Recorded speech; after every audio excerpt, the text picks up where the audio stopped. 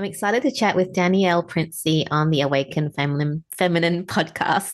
Daniela works holistically as a psychologist and mentor in consciousness and energetics. Her passion is supporting people in gaining a greater inner standing of themselves and the world around them, and to finally remember the magnificence of all that they are and all that they hold within them. And I know she has so much love and wisdom to share with us. She's joining me from Bunbury, which is town in Western Australia. So same state as me, same time zone as me, which is awesome. Welcome to the show, Daniela. Thank you. Beautiful to be here. Yes, I'm excited for our conversation. But before we dive in, I always like to ask my guests this question, and that's what's your definition of an awakened feminine? I feel kind of in alignment with what you've said in my bio. For me, an awakened feminine is someone who has created a shift within and started to remember and have a deeper connection with an understanding of who they are and the power that they hold. As women, we've become so disconnected from ourselves, from our bodies, from our truth. And this journey of reconnecting to all of that, and within that, finding our power and our strength, but from a loving space, not from a wounded fighting space, from the heart, but really grounded and anchored. Yeah, thank you for sharing that. That's a beautiful definition. Now, Daniela, I really would love to get you to expand a bit more about what you do and who you are, because we've had a little chat, a few months ago now, Yeah. and psychologists and energetics and consciousness, like, how were you always someone that had that part of you, or was it very science-based psychology that you would do at uni, and then you had a journey? So I would love for you to unpack that for us a bit. Yeah, sure. And just keep me on track if I go wayward. But yeah, no. So I was a practicing psychologist in the paradigm of psychology for a number of years, and was really only the last 5 or 6 years. Well, initially, still in the psychology paradigm, the concept of mindfulness started evolving and playing out, and there was a modality called acceptance and commitment therapy. And I remember going to a workshop on that, and I was like, wow, this makes so much sense. But it was still in that paradigm, but I loved it and I embraced it. And then, as life happens, I met different people. I had my very first card reading, and she mentioned this concept of being an empath. And I was like, what is an empath? And then that's how my journey started. So I started delving into what that meant. And then I started playing with crystals and angel cards. And I got quite deep into the Doreen Virtue stuff before she did her thing. And then I started mentoring with a very dear friend of mine now, about 5 or 6 years ago. And that's how my journey really unfolded. And between her and another 2 other mentors, I've learned a whole nother, I guess, awareness of the reality of the life that we live in and the multidimensionality that we live in and experience. And obviously there's a range of people that have had an influence in my life in helping me to step out of the 3D constraints and just really open up and expand. In that I've had to do a lot of unlearning and clearing and healing. I was raised Catholic, so very church and Catholic rules and paradigms that I had to navigate and lovingly step out of. And yeah, so that's kind of in a nutshell been my journey, and it continues. So, through my teachings with my one mentor, it's very grounded. It's very much about understanding and understanding the truth of who I am, and delving into a deeper awareness of how powerful our beliefs and our minds and our energetic capacity is, and living in that space. The other mentor is very much in the etheric energetic space, and there's a lot of energetic activations and processes that I've learned and developed, and kind of, yeah, so bringing all that together has been my journey over the last 5 or 6 years, and like I said, continues. So hopefully that makes sense, but yes. Yeah, how interesting. Yeah. I want to ask you, you you kind of started when you had like your card reading and things like that. Like, did you go there because you felt a calling to get a card reading, or like was it something that you were in, because usually like science-based people like myself, as you know, I used to be a pharmacist, you don't kind of believe those things until you believe those things, right? Absolutely. And that's what I mean. Like, I think my sister had gone to her and she was like, oh, you've got to speak to this lady. And my sister was a little bit more kind of free thinking, I guess, which is ironic because now we're totally opposite.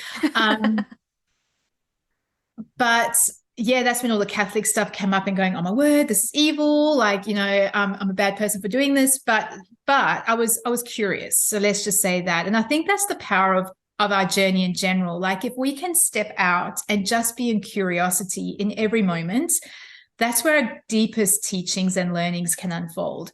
So that was probably lesson number 1, is be curious. So, and that's what I did. So I went in with curiosity, and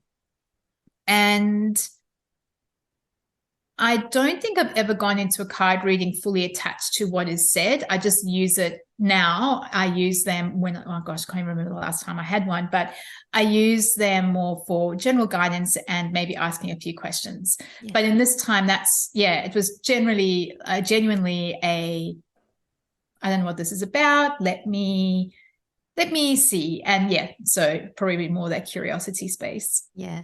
I love that you bring up curiosity, because I think a lot of times it's when we stop being curious, that's when we become so narrow-minded and can't see different perspectives and different sides of the story. We want to be curious, like, oh, why does that person think like that, and why does this person think like that?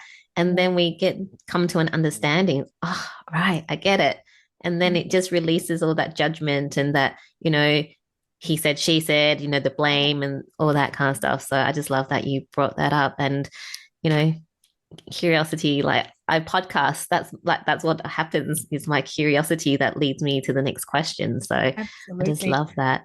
And even in the curiosity, you don't even have to understand the why, but just being curious in observing and witnessing and accepting that there are differences in the world, or there are different ways, or there are new ways, or there are ways that aren't your ways, and that's okay. So even if you don't understand the why, it's just that acceptance that, oh yeah, this is interesting. There's 2 different opinions here, and that's totally okay. And I was speaking to a friend the other day, and we were speaking about something. I can't even remember, but I just remember coming to the end going, oh my word, we're speaking about exactly the same thing, but from completely different angles, and it was quite interesting. So, I mean, that's what can unfold when you allow yourself to be open in that space. So yeah, I love that. I want to ask you, understanding. Can you unpack that word for us? Because I know understanding, but what does understanding actually mean? For me, it's a shift in, to me, the word understanding is almost like a conditioned word that we are taught throughout our lives to understand how the world works, or understand how you do things. And understanding for me is a shift inwards to, like I said, unlearn, but to remember or to relearn or to reconnect with who you are and have a deeper internal wisdom, knowledge, connection with yourself. So when you understand, it's like that knowledge, that wisdom, but from within. And that's like been the biggest shift in my workings of recent times. There's so much going on outside of us, and people can understand what that is. But when we shift to the inner and have a deeper understanding of what makes me tick, what makes me feel like this, what helps me to grow, to ground, what helps me to feel more empowered, what triggers me, and it's that inner knowing, wisdom, connection. And so that's why I like to use that word, because it's giving you a direction of where your attention and energy is being placed, I guess, to going within, because it's from that space of within that we can better navigate what's playing out around us. And again, we've been so conditioned to be influenced by the external, how that person treats you, how you treat another person, where you go. It's all outside of us. But this awareness now that the power of going within, it's from that space that we can be really grounded and anchored to navigate what's playing out around us as to whether we even interact with or respond to it. So yeah, I just love using that word. It just helps to shift the focus. And so yeah, create a deeper understanding of self.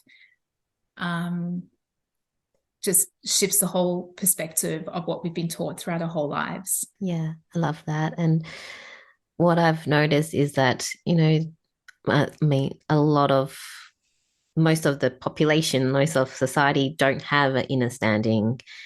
And can you share with us, just through your work, what's something that someone can do to start, building that understanding? Okay, wait, let me think where to start. I know. This is often so organic in work with clients. I guess some beautiful questions to ask self are, I kind of mentioned some before. It's kind of like what makes me tick? So what triggers me? Or what do I love? This is a really interesting question. I'll work with moms in particular and I'll say, like, what do you enjoy doing? What do you do for fun? And they look at me blankly because our lives, again, we've been so conditioned to give everything of ourselves to everybody else. So they're moms, they're wives, they're partners, they may be employees as well. It's all outside and they lose touch with their connection with themselves. So that question of who am I? What do I enjoy doing in itself can be a trigger because there is such a disconnection. As well as for women, there's a whole background to this, but we've been disconnected, like I said, from our bodies. So that starting to create an understanding of self is just asking those questions with curiosity, with love, with non-judgment, and just start exploring, doing a little science experiment. Like this week, I'm going to try this and let's see what happens. It's just about, again, like I said, shifting that perspective to self, shifting your energy and your awareness to self, and just starting to ask those questions so you can start connecting with yourself again. That in itself will also bring up guilt, all sorts of compounding emotions and program stories. But it's, again, observing that, witnessing that. Oh, okay, here's this guilt. What's that about? And moving through that, letting it go so that you can keep coming back into self, That's kind of how I saw the other day, I was speaking to a friend and I had this kind of visual of us driving on a road.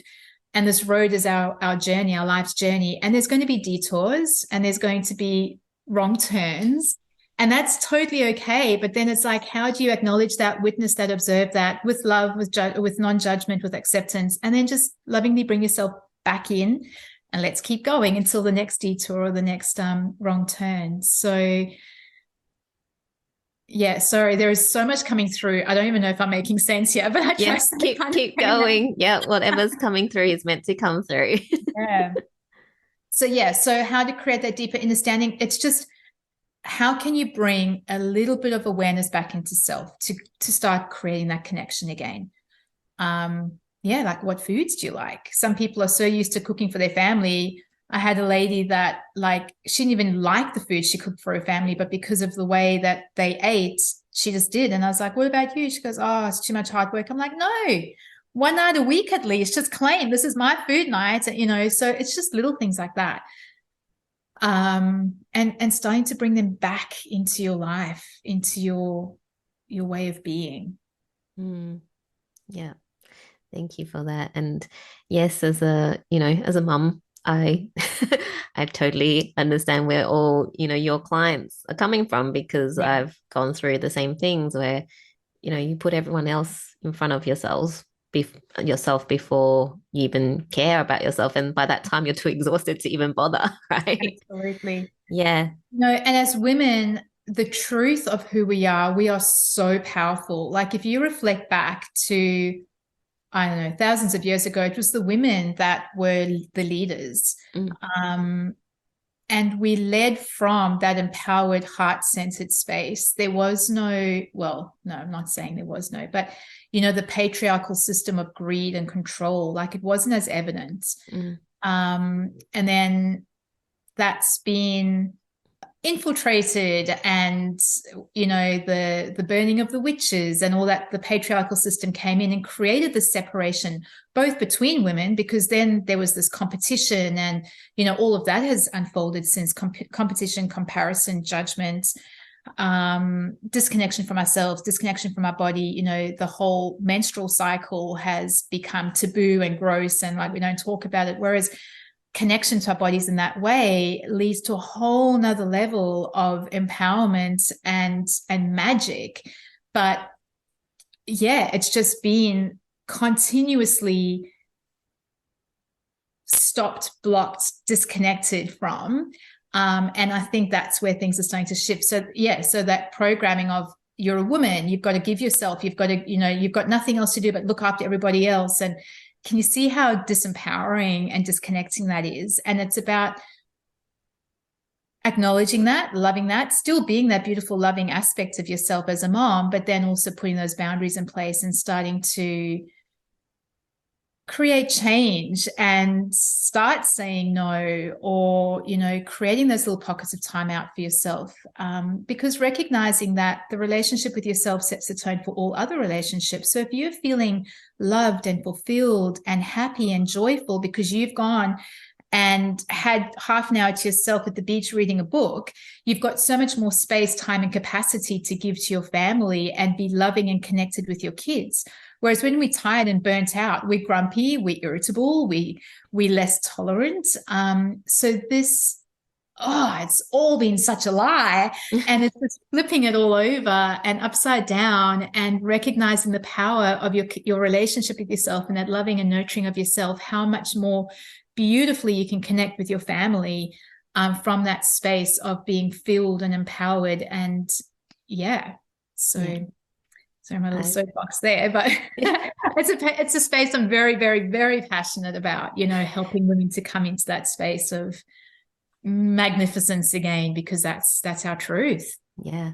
And I can feel the passion that you have for that. And that's beautiful, because we need women like you who can help other women who have been, which is most of us, who have been in this program of we need to give everything and just, you know, let ourselves go because we have to give to everyone else. Yeah. And then when we do look after ourselves, that guilt and shame, I'm not, you know, doing things for my children at the moment. I'm enjoying myself. Oh my goodness, you know, the shame, the guilt. Why am I doing this? It's ridiculous. Like, why does it have to be like that? You know, so I just love everything you're about and everything you do. And that's why I'm so passionate, like, for my podcast, to share people's views, like different views on different things, because it's so important. Is that curiosity and sparking that conversation. Yeah, absolutely. Yeah. Absolutely. Yeah. Whew, love it. Can I ask you, this question popped up a few times as you were talking. Guilt and shame, like, you know, as I was talking about, that we get when we are not fulfilling the expectations of society.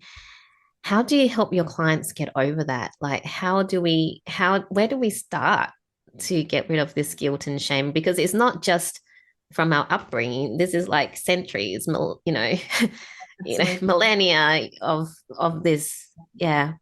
Yeah, because many of us are holding that in our DNA, ancestral trauma. I've done a lot of work, like, you know, womb work and womb healing and all of that. So absolutely.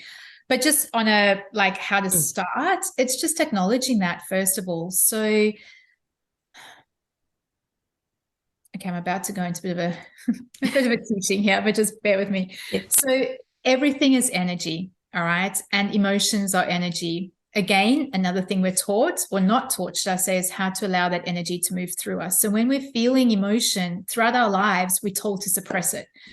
You're bad if you're angry. You're bad if you're sad. You know, you've got to be happy all the time. So we're not actually taught how to naturally move that emotion, that energy through us, and it's all suppressed. And when we look at emotion on a spectrum, there's a spectrum of frequency, let's say. So you've got the denser, heavier emotions like guilt, shame, anger, sadness, to the higher frequencies of love, kindness, compassion. So step number one is, first of all, just acknowledging that everything is energy. This emotion of guilt or shame, it's just an energy, acknowledging it, witnessing it, loving it, allowing it, breathing it up and breathing it through, but we're not marinating in it. We're not going to sit in our story and in our victim of it. It's just, oh, okay, this is how it feels as a human to feel guilty or feel shame. Observe it and bring it up and breathe through it. Like, kind of, sometimes I even get clients to visualize it as a color and breathe it up and breathe it out. And then lovingly return it to source. Like, we're all connected. We're all one. We're all an aspect of source. And that source aspect of us is our heart. So I use my heart. I return it all back to source through my heart. And just by simply allowing it and being with it and allowing it to move through, it creates a massive shift in how we can just allow emotion to be. We're not resisting it. That what we resist persists. So that, like, the more we think, oh, I can't feel guilty, or I'm bad for, like, you see that it's compounding, because then you've got emotion upon emotion upon emotion, and it anchors it in. So if we can allow ourselves to just feel an emotion, no judgment, full love, full compassion, it's just an energy. It's just an emotion. We're the humans that have labeled certain emotions as good or bad. No, it's just an energy. So move it through you. So that's number one. What was the other part of the question? Like I said, also, you can, I guess, from an intellectual perspective, ask yourself, like, do I feel happier, or am I a better, or what makes me a better mom? And so when you can start seeing, actually, that half an hour walk in the morning gave me energy, and then I could go and play with the kids, and we had so much more fun than when I had to stay home and clean the house and then get grumpy. And, like, can you see? So when you start actually seeing the benefit of some of these little shifts and changes, and then lend itself to what is actually, the guilt comes from not being a good mom because you're doing this, but in actual fact, you're a better mom for doing this. So then when you can start putting it into perspective that way and shifting the glasses, the lenses that you're visualizing your life through, that can be helpful as well. But I just felt really drawn to share that, that emotional, energetic perspective, because that's with everything. And there's so much going on in this world. There's so much fear. There's so much blame. There's so much going on. So when we can learn to just allow the emotion, the energy to flow through, it's super empowering. Because also then, from a quantum physics perspective, if we're holding that density and that vibration, that's kind of the energy that we are in, which is what we're going to manifest more of. When we can learn to shift that and clear that, it allows us to hold a high vibration frequency, and then in turn create more of that. So that's that whole quantum physics, quantum entanglement stuff. And there's something else I was going to say to that, but it's just come and gone. So if it pops in, I'll let you know. But yeah, so it's all interrelated. But hopefully those are little starting points that people can start at. Yes, thank you so much. Gold nuggets in, everything that you shared, and so important with letting the energy move through you and knowing that there's no good or bad emotion. It's an emotion and it's telling you something, and we just need to move through it. Yeah. I want to ask you, this question's popped up a couple of times as well as you were speaking. How has getting into energetics and consciousness and all this work that you do now change how you practice your psychology, like in terms of like results for your clients, or how has it changed how you practice and help your clients? It's changed everything. It's actually changed even the people that come to me, because I find in the beginning, when I was in the middle, so I'll just preface this by saying that where I'm at and what I share, it's because of my own journey and it's my own work. Yeah. And I feel to share this, it's super important that we embody it and we practice it and we're aligned and authentic in our expression of it. So it's not like I've read a book and I'm just sharing it. Like I am that, I've become that. So coming back to what I said before about the quantum stuff, it's like energetically I'm holding a different space. So I'm getting different people come to me. I don't even know what it means to practice psychology anymore, to be honest. Like the reality is people are coming to me because they want to create change in their life. And whatever that looks like, that's the road we go down. However, it's not about people coming to me to be healed. I am very passionate about stepping out of that wounded healer archetype and really empowering people to know their own truth and wisdom and their own capacity to heal themselves. So yeah, I give tools and strategies, but it's about them implementing and practicing them for themselves. And I guess as a part of psychology, it's that, again, that understanding of self, but it's not about just sitting and unloading and being stuck and talking. It's not talk therapy. It's not, I'm very much about not staying in the victim. That's one of my triggers. When I hear someone stuck in that, I'm like, no, this has to stop. So I guess it's changed dramatically. I don't have a set process that I follow. It's very much intuitively attuned to what the individual needs. The energetics, like the energy that I hold, the vibration I hold, when I can be in that space of source, the source in me sees the source in you, and just being in that field, like just feel that for a second and feel how that intuitively shifts within you. So sometimes it's just an energetic thing that, people just being in the energetic frequency together creates shifts and changes. Then there's the processes and the systems, but then it's all aligned with the view of where they're putting their energy and their why, and knowing that they've got the power to change and creating that change, but in that really fluid, flowing, intuitive space. Yeah. Again, very hard to put into words because it's so in the moment and so in the flow. I had a client approach me to do some coaching, and he was like, what's the plan for the 6-month coaching? And I'm like, yeah, no, there is no plan. I'm sorry. Like, let's look at what you would like to achieve. Have like kind of like a focus, because everyone comes with a different focus. But it really is about what's showing up each fortnight, because you, like, energetically, you can see how many shifts and changes happen. Like this last month has felt like 6 months, to be honest. Yes. So it's really about showing up every month. I mean, showing up every session, what is playing out, and let's move through that. But then with that end goal, but there's no like set plan. It's very much in the energies of what is actually unfolding in the moment. So yeah. I am very similar to you in that I mean, I've got two separate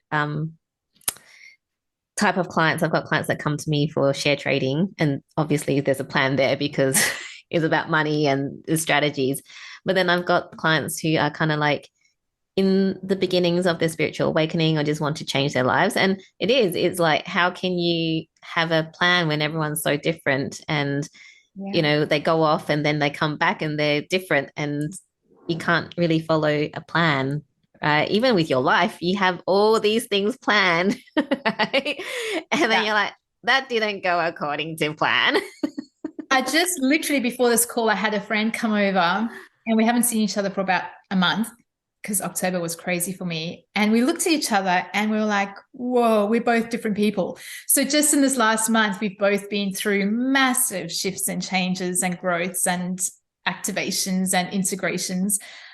And I mean, even to the point where I don't plan very much in advance, because I cannot tell you, like I said last week, if we did this call last week, I probably would have had to have cancelled, or it would not have been very flowy because I was just very insular and very much in the process of moving through stuff. And I think this is where life can get a bit challenging, because we're living in this 3D. We've got to go to work. We've got to show up. We've got to do this. But energetically, it's not aligned anymore. That way of living is not aligned anymore. So it's about starting to learn how to weave and move that through. And so this comes back to my coaching as well. I've got some ravens coming in to say hi. Grandmother wisdom. And yeah, so understanding that that's like, it's like letting go of control. As humans, we like to control everything. We like to know what we're doing, where we're going. We like to make things happen. And the universe is pretty much laughing in our face right now, right? If nothing else from the last 2 years that we can take is that nothing is in our control. So how can we surrender and lean into that and open ourselves to receive that which we're ready to receive in this moment, and flow with that? And yeah, it might be a week of internal, like, moving through stories and wounds and shadows and whatever needs to come, knowing that on the other side, you're going to be in this whole massive space of expansion.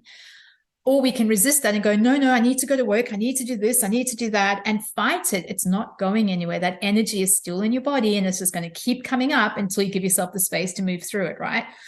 So I think that's another powerful lesson for us to all lean into as we move forward in this life, is that nothing is in our control. How can we, to our very best, because we've all got different lives and very different responsibilities, but how can we, at our very best, allow some level of relinquishing control and surrendering and flowing with what's showing up, and knowing that our kids are going through this as well. So I've had days where I'm like, what is going on? And I'm like, oh, you know what? The kids are feeling the emotions or the energies as well. Like, you know, they're not perfect. So yeah. Yeah. Control is something that I'm, letting go of control is something that is an ongoing thing that I'm learning. You think you've learned to let go of control, and then something comes up and you're like, yeah, no, there's a bit more to that. Let's let it go a bit more. And it's just this constant evolution. What's something that's helped you to start loosening the reins of control, or things that have helped your clients, whatever you feel called to share? Look, I think along with what we've spoken about already, it's all part of our conditioning and programming, right? So it's all about creating awareness, being in observation, acknowledging it, and allowing it. So I just went on a trip with my very good friend and mentor, and we had this plan. We were going up to Exmouth, 𝐃𝐚𝐧𝐢𝐞𝐥𝐿, and around, and we got so far as Carnarvon.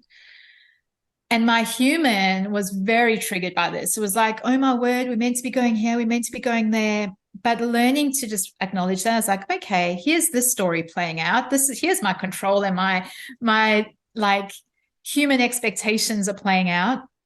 And so again, just that process of just observing and witnessing and allowing it. One of my biggest lessons has been trust.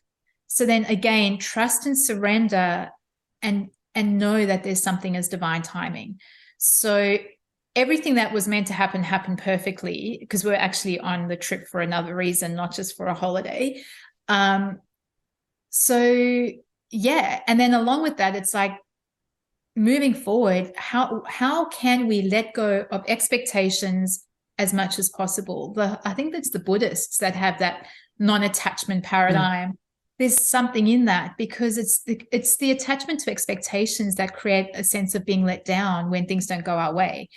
And it's not to not have an expectation from a space of not caring, but it's from a space of trusting and surrendering in what is meant for our best and highest is going to happen, and trusting in the divine timing of it. It might not happen in our timing of this week, but it may happen in the next year, for example. I mean, how many times have you had an experience where you are so resistant, and then when you reflect back going, oh my word, that was like the best thing that ever happened to me? We cannot write this stuff. We can't even think it. It's when we can let go that the magic happens. So just, witness, allow, love it, move it through, and open up to receive what's coming. Do you find that as you go through your journey that is like layers and layers of... Absolutely. Yeah. Onion layers for sure. Even on the holidays, something got triggered, and I said to, because I've done work with her for 5 years. I said, we've dealt with this before. What's going on? But what I'm seeing is where we're at now is even if we've done work, it's like, you know, when you have a cup of tea and there's the bits of bits of tea leaves on the bottom, it's like the dregs. That's the stuff that's coming up now. So we might have done the work and we've moved the big layers. It's like if there's anything residual left, that's what's coming up now. And the way I used to visualize it was like onion layers. So, okay, there's one layer, there's another layer, there's another layer. I feel like I've done the onions and I'm like in the little very middle bit now. So again, it's not about judging it. And you'll find each time you move through it differently, quickly, and you might receive a little bit more insight, that understanding. And then also, just to put a whole nother spanner in the works, sometimes what I have found as I've moved through the layers is that I start then moving into the generational or ancestral stuff. So is this mine? Or is this something now that's coming up because of the past stuff, you know? So then, yeah, multidimensional. Yes, multidimensional. Yeah, definitely layers. You don't, it's very rare that you can move through something once because there's so many levels and layers to it. And when you were saying that, I thought I worked through this already. I just had a giggle because they were the exact words I said to my coach. Like last month, I'm like, but I worked through that already. I know, like, I'm done. Yeah, and I just love that you brought up the ancestral wounds and trauma that we hold as well, because I don't think people realize how much that has a hold on us, even though, like you say, you work through all the stuff that you've been conditioned in this life, and then there's all the stuff that, you know, that were passed down through to you that needs to be detached and removed. Yeah, okay. So I'm just going to change that language a little bit. Yeah. So again, another conditioning, and this is only something recent for me, so bear with me. Again, we've been so conditioned to detach, get rid of stuff, you know, do clearings of the energy field because we want to get rid of negative energy, or we want to get rid of ancestral stuff. If we can shift that into accepting it, acknowledging it, and loving it, and then with love, allowing it to either be returned to source or that we're not coming. So when we're trying to get rid of something, we're coming from a space of judgment. We're getting rid of it because it's bad, it's not good, whatever. It's if we can acknowledge it and love it for what it is, because it's still an aspect of source. And then, okay, so I'm feeling this sister wounding. I don't think it's mine, but it is what it is. It's playing out in my life. I'm not going to judge it. I'm not going to want to get rid of it. I'm just going to acknowledge it. I'm going to love it. I'm going to witness it, see where it's playing out, and then loving it, allowing it to return back to source through my heart and just be with it. Can you see how it's even like less effort? Because when we try and change or get rid of something, there's like a resistance, there's a fight, there's an energy of like push and pull. It's when we can just go into acceptance and kind of bringing it into our field and allowing it to be, but like moving it through us, not attaching to it, not integrating it, but just like it's why am I saying this? What did you say?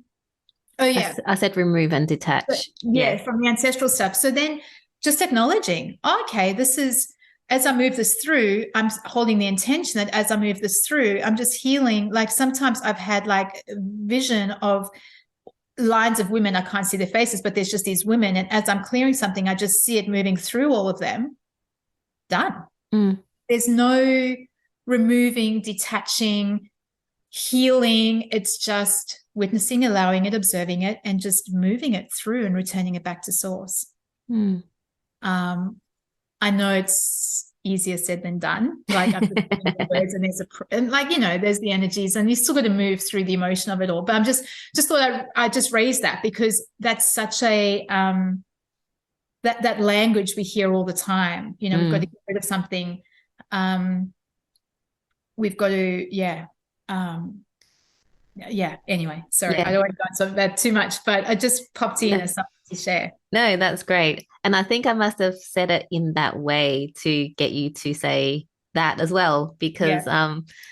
yeah, because as soon as I said those words, I'm like, oh, I don't usually say remove and detach because which is There we really go. funny because Yeah. when I was doing work with my coach, I did a whole lot of ancestral stuff, and it was, recognize, like, basically what you said. It was recognizing all the things that my ancestors have done and how that is part of me, and then thanking, really, like, kind of like giving thanks to it and acknowledging, how, that is part of me and what it's made me today, and then kind of going, okay, you know, we're good. It Yeah. was more like Yeah. that. Yeah. So it was really funny that I was like, as soon as those words came out of my mouth, I'm like, okay, right. I don't know why I said that, but it was just Now really, we know.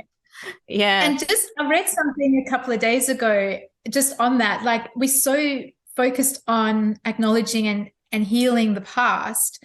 And I read something that said, you also get good stuff from the ancestors as well. Like, so yeah, your ancestral experiences are part of you.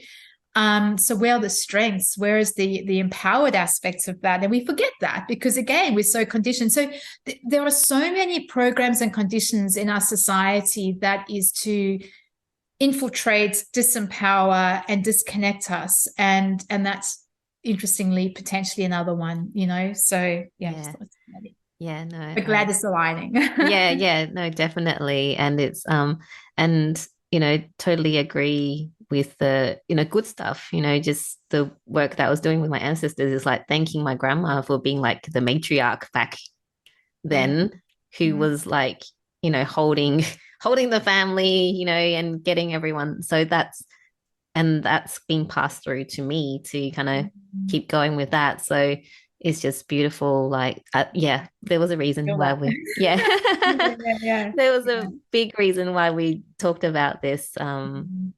Yeah, but the way that you put it is different to what I've heard from other people, because it is all about the healing and stuff. Whereas you really are talking from that, acceptance, that, language is so important, so I really like the language that you use to talk about the, is not really healing from the ancestral, but just seeing it as it is, really, and accepting it and loving it, and Mm. yeah, letting it be part of It's you. through that acknowledgement. It's simply just acknowledging it, and through that acknowledgement, it can be let go, Mm. or there's no attachment to it anymore. Interestingly, on language, they say the word spelling is we use the word spelling because it's words or spells. And I was speaking to a friend the other day, and I don't know enough about this to go into too much detail, but when you break down words, you realize how, again, how much we have been programmed in what we say and how that holds us. So even the word release, right? I Mm. don't even use that word anymore because when we were speaking about it, if you break it down, it's release. So you releasing it, like Oh, you see yeah, what I mean? But like, yeah, you're bringing it back in, because a lease is you taking something on, or you are entering in some kind of contract. So you're releasing it. And yeah, I was like, whoa. And there's all these different kinds of words. So that is one I just don't use that word anymore because I'm so conscious of that. yeah, Because every time you say I'm releasing something, the spell of that word and that spelling is just further anchoring that in. So, and a whole another subject that I don't have enough knowledge or wisdom in yet. I just thought I'd raise that. But yeah, so just coming back to what you're saying about language and our words and how we say things, really starting to pay attention to it. that's so interesting because people are always like, release, release Oh, we're in this everything. Yeah, release these things. I'm yeah, like, you can acknowledge, you can love, you can let go of, you can yeah, clear it. I try not to use that word. yeah, There's a few others. They're not popping into my head at the moment. If they do yeah, in this call, I will throw yeah, them. But yeah. yeah. No, that's really cool. I'm just looking at the time, so I'm gonna ask you a couple more questions before we wrap up. I can't believe, I think we've been in a time warp because I can't believe that's the time. I know. Yeah. I have this thing where I'm like, I need to like constantly look because I've had times where I'm like, oh my God, like, going over time. And because the conversation's so good, you just Absolutely. kind of want to keep going. Yeah. Yeah. So the first question that I want to ask you before we wrap up is, having gone through like your journey, if you had to go back to like a younger version of yourself, what's that one piece of advice that you like to give the younger version of Daniella? It's interesting. I always see this question and I've never actually answered it. Like on Facebook, you see that, Yeah. because I often question, if I did go back, would it stop or prevent any of the lessons? And as challenging and as painful as they've been, they've made me the person that I am. So I don't know, because, for example, like one thing that jumped, I was a people pleaser. Yeah. I'm a recovering people pleaser, I like Same. to say. High five. If I were to go back and change that, then there are many lessons I'll miss out on. Do you know what I mean? I really struggle with that question, because every experience has been a lesson for me. And I still say to this day, every experience is an opportunity to learn and grow. Yeah. But maybe it's that, like, maybe it is about, how would I even say it? But it's kind of like, just know that everything's going to be all right. Yeah, or maybe it's just that, like, everything has a reason, and everything is an opportunity to learn and grow. Perhaps that is it, because if I knew that, like, now, that's kind of what gets me through challenges now, right? When I'm going through something, I know it's for a reason. I know there's a bigger, higher purpose for it. So maybe that's it. Thank you. But I totally get what you mean, because I feel the same, that if I got a piece of advice, the other thing is, the younger version of me probably wouldn't have listened to it. I try and share things now with my teenage kids, and like, they're like, yeah, whatever, mom. Yeah, exactly right. So yeah, we still end up doing what we do. But yeah. And the last question I have for you, Daniella, is what's currently setting your soul on fire? So much. I think it's what I've shared already. Just this. Well, for me personally, it's my own personal journey, but then my journey is your journey, right? And so it's this really deeper connection with self, with nature, with the land, with all that is. It's this relationship that we have beyond our knowing, and being in that and holding the vibration of that, then leading people in that space. So leading people to connect to a deeper understanding of who they are, what this world's about. Nature has so much to teach us. And in that, one of the biggest things that affected me in all of these last 2 years was seeing the division in humanity and the awful things I saw unfolding. Like, it broke my heart. I had a session with my mentor and I was sobbing. I was like, oh, I don't want to be here. I can't witness this anymore. And I moved through that. But so what sets my soul on fire is to help people in this journey with the bigger vision of bringing people back together. The power that we are, the power that we hold as a conscious collective community, living together, growing together, loving together. Separation, duality, comparison, competition, it doesn't exist. It's not our truth. It's not our reality. So being able to move through that and heal whatever it is that's triggered that, and lean into this beautiful, empowered, in-sourced, heart-filled space that we are, that is our truth, that is our knowing, and bringing people back together. That, yeah, just is that's my soul's desire and dream. And yeah, that's where I'm moving to.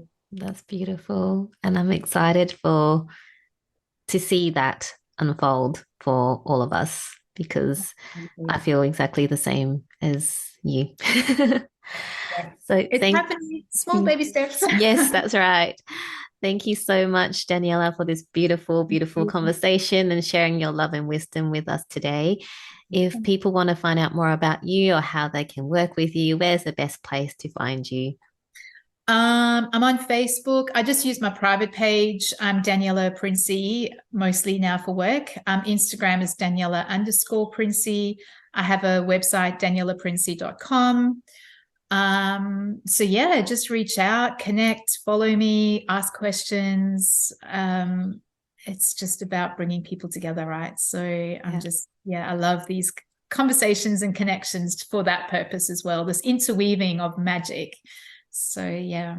Yes, I'm so happy that we connected. Yeah, and I will have all your details in the show notes so people can reach out to you. Thank you once again for this amazing time together. Thank you. Thank you.